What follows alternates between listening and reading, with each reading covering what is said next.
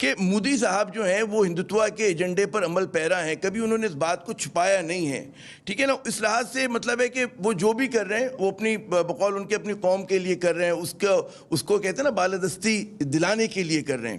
تو انہوں نے بقول جو اگر آپ ان کی پوائنٹ آف ویو سے دیکھیں تو مشکل فیصلے انہوں نے کر لیے.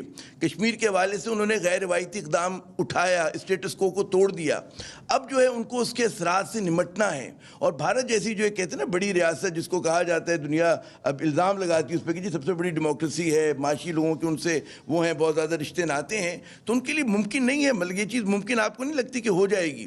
تو آپ جب بات کر رہے ہیں تو ہم یہ دیکھ رہے ہیں کہ ایک برہمن مائنڈ سیٹ ہے، ایک برہمن زائنزم ہے جو پاکستان کی تخلیق سے لے کے آج تک اسی بات پر مصر ہے کہ پاکستان کو نمبر ایک، تو اگر آپ کو یاد ان کی جو کانگریس کی پہلی سی تھی اس کے منٹس میں بھی لکھا ہوا ہے کہ پاکستان ایک غیر فطری ریاست ہے، ختم ہو جائے گی، نہیں تو ختم کر دی جائے گی، نعوذ باللہ.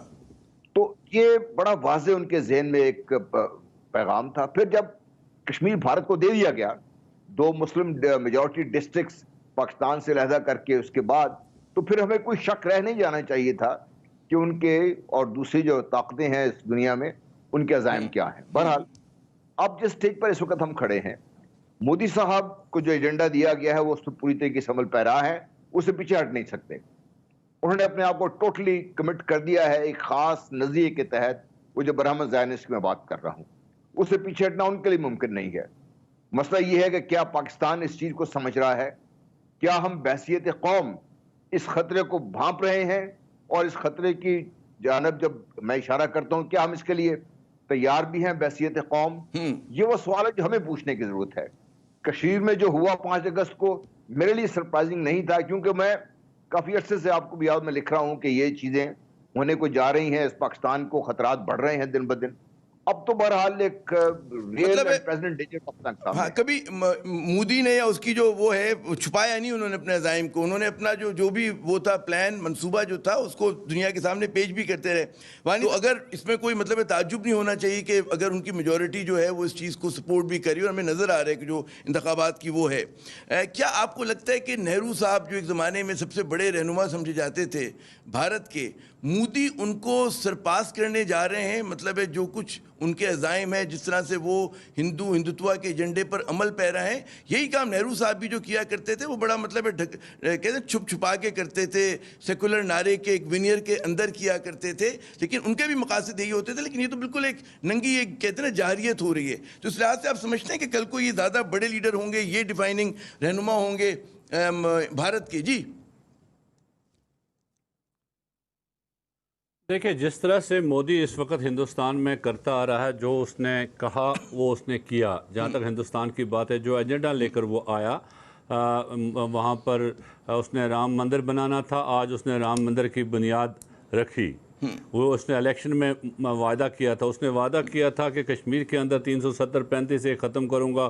وہ ختم کر کے اس نے موقع لہرایا کہ میں نے آج کشمیر فتح کر دیا.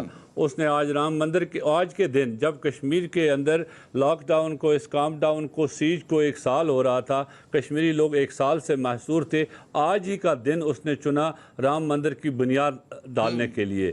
اس میں 2 جو پیغامات واضح تھے، ایک کشمیر کے لیے اور دوسرا اس خطے کے مسلمانوں کے لیے، کہ ہم نے کشمیر 5 اگست کو کشمیر میں جو کچھ کیا اس کی بنیاد پر آج ہم رام مندر یہاں پر بنا رہے ہیں، اس کی بنیاد ڈال رہے ہیں. یہ سمبولک ہے. آج ہی کے دن کیوں چنا گیا؟ کیونکہ یہ فیصلہ تو 19 نومبر کو آیا تھا، یا یہ بابری مسجد جو انہیں ڈیمالش کی تھی وہ تو 6 دسمبر کو کی تھی. وہ اس طرح سے کر سکتے تھے، لیکن آج ہی کا دن اس کے لیے چنا گیا. تو اس سے یہ صاف ظاہر ہے مودی اور اس کی حکومت، RSS کی حکومت، جو جنرل صاحب بھی کہہ رہے تھے وہ ہندو زائنسٹ ہیں، وہ ہندوتا کے ایڈیالوجی جو RSS کی ایڈیالوجی شروع سے رہی ہے ہندوستان میں، انہیں بڑی عرصے کے بعد اس پوری سوچ کو ہندوستان میں حکومت کرنے کا موقع ملا. اور میجورٹیرین ہندو رجیم اس وقت ہندوستان میں قائم ہوئی ہے۔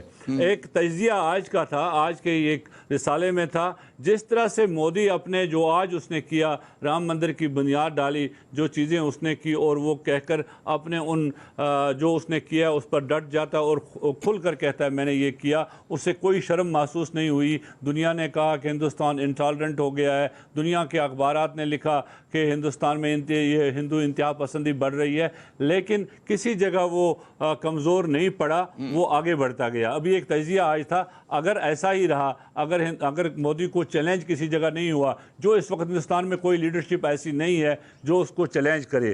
دوسری چیز، جو ہندوستان کی سول سوسائٹی تھی، جو ایک وقت میں ایک وائبرنٹ سول سوسائٹی ہوتی تھی، جو بات کرتی تھی، جو ڈسنٹ وائس رکھتی تھی، وہ ساری وائسز بالکل کرش ہوئی ہیں۔ ہندوستان میں Modi is India, India is Modi at present, جو اصل صورتحال ہندوستان کی ہے۔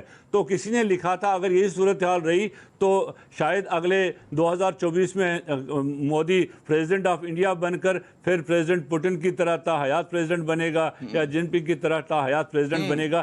اس طرح کی سچویشن اس نے ہندوستان کے میجورٹیرین ہندو میں قائم کی ہے۔ لیکن اس کے ساتھ ساتھ جو ایک سیکولر اسٹیٹ ہے، وہ پولرائزیشن بھی انڈیا میں بالکل واضح ہو گئی ہے۔ انہیں بھی ایک واضح پیغام مل گیا ہے کہ there is no room for secularism in India, though there is no room for pluralist society in India۔ لیکن ایک افسوسناک بات ہے، یہ جو سب کچھ ہو رہا ہے اس خطے میں، یا ہندوستان کے اندر، یا جو مقبوضہ کشمیر کے اندر اس نے کیا، ابھی تک جو دنیا کی بڑی طاقتیں ان کیپٹلز میں یہ ریئلائزیشن نہیں بڑھ رہی ہے کہ ہندوستان کے عزائم کیا ہے، ہندوستان کی حکومت کس طرح کی فیشسٹ حکومت ہے۔